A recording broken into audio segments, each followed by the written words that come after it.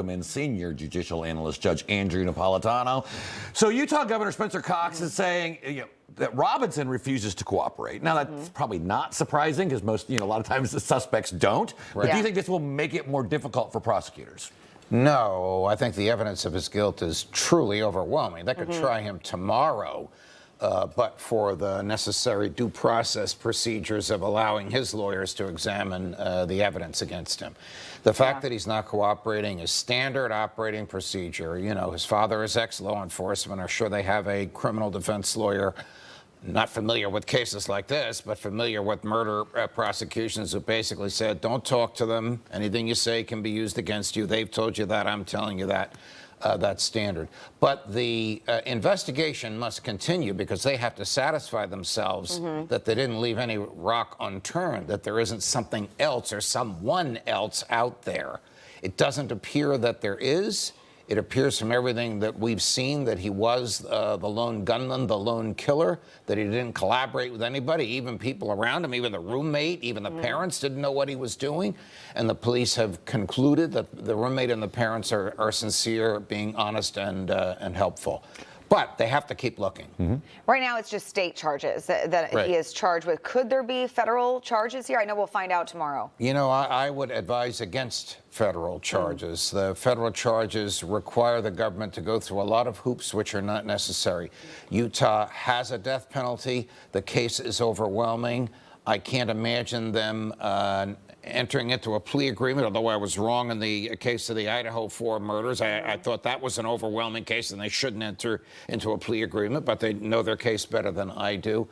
I think the federal role was terrific. I know there's been a lot of criticism of FBI Director Patel, and I don't understand it. The FBI and the feds did a marvelous job working hand in hand with the Utah people. They caught this guy before he did any more harm, and they gathered a tremendous amount of evidence. I don't think a federal prosecution is necessary. If they do, then they're going to have to prove intent. They're going to have to prove mentality. They're going to have to prove he wanted to affect interstate commerce. They're going to have to prove the type of things they have to prove here in New York for the Luigi Mangione killing, and it's not needed. New York doesn't have a death penalty. As I said, Utah does. The fact that he was caught in 33 hours, that's really impressive. That's why I don't understand the criticism of the FBI. That's not only impressive, it's superb. The guy obviously planned his escape. He was changing his appearance. He was changing clothes. He was walking with a limp. He was running without the limp. 33 hours and no harm done in the 33 hours is a credit to law enforcement. Well, I think they're basing it off of that tweet from Cash when he says we've got a suspect, and then hours later we released them after. You got a little over your skis on that. But all right, I got to move to this. So over the weekend, I saw Washington Post did a big story about the number of people who are losing their jobs or being suspended because they have made social media posts or otherwise comments celebrating the murder of Charlie Kirk. Now, this reminds me of, is it freedom of speech? Is it, obviously at-will employment?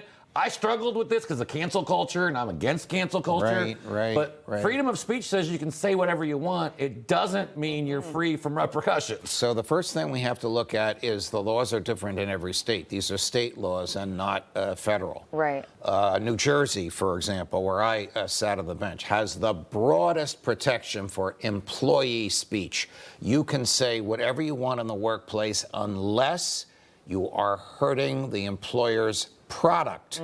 So if the speech hurts what good or service the employer is delivering, then the employee can be disciplined. But if not, then, and again, New Jersey, this is not the case ever. New Jersey, New York, Illinois, California, I don't remember all the states, but I would say half of them have this very broad protection for employee freedom of speech and the others don't. If you're an at-will employee, no contract, you can be fired for any reason that's not against public policy. And in some states, punishing speech is against public policy. So it's a case-by-case, state-by-state review. All right. Interesting. Judge, thank you.